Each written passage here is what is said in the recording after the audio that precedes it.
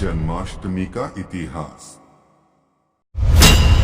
जब जब धरती पर पाप और अधर्म हद से ज्यादा बढ़ा है, भगवान ने धरती पर अवतार लिया है। भगवान विष्णु किसी न किसी उद्देश्य की पूर्ति के लिए धरती पर अवतरित हुए। विष्णु जी का एक अवतार श्री कृष्ण थे।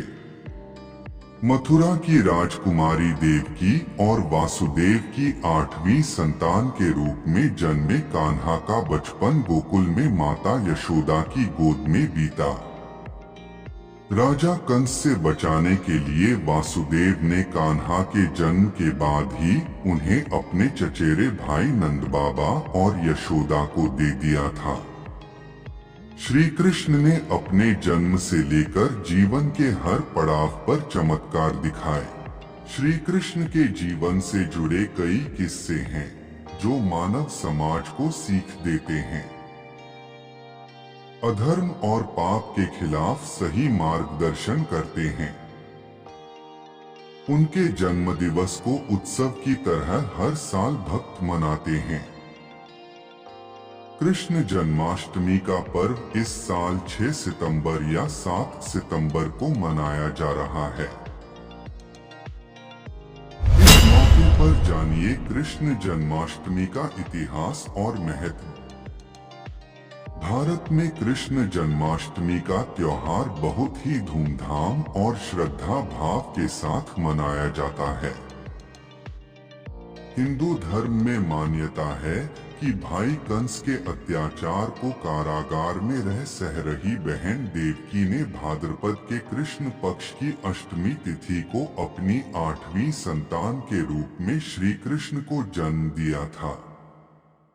भगवान विष्णु ने पृथ्वी को कंस के अत्याचार और आतंक से मुक्त कराने के लिए अवतार लिया था। इसी कथा के अनुसार हर साल भाद्रपद की अष्टमी को कृष्ण जन्माष्टमी का पर्व मनाया जाता है।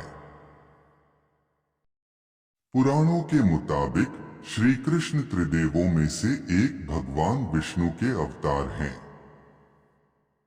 कृष्ण के आशीर्वाद और कृपा को पाने के लिए हर साल लोग इस दिन व्रत रखते हैं, मध्य रात्रि में विधि विधान से पूजा अर्चना करते हैं, भजन कीर्तन करते हैं और जन्मोत्सव मनाते हैं। इस दिन के लिए मंदिरों को विशेष तौर पर सजाया जाता है। कुछ स्थानों पर जन्माष्टमी पर दही हांडी का भी उत्सव होता है।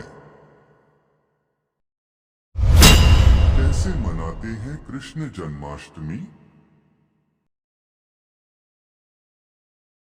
जन्माष्टमी पर भक्त श्रद्धानुसार उपवास रखते हैं।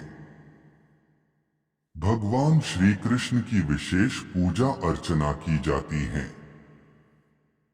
बाल गोपाल की जन्म मध्य रात्रि में हुआ था, इसलिए जन्माष्टमी की तिथि की मध्य रात्रि को घर में मौजूद लड्डू गोपाल की प्रतिमा का जन्म कराया जाता है।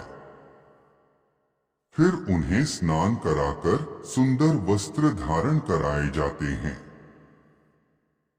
फूल अर्पित कर धूप दीप से वंदन किया जाता है। कान्हा को भोग अर्पित किया जाता है। उन्हें दूध दही मक्खन विशेष पसंद हैं, इसलिए भगवान को भोग लगाकर सबको प्रसाद वितरित किया जाता है। क्यों और कैसे मनाते हैं दही हांडी?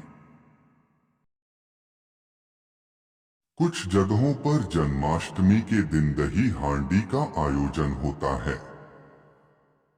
विशेषकर इसका महत्व गुजरात और महाराष्ट्र में है।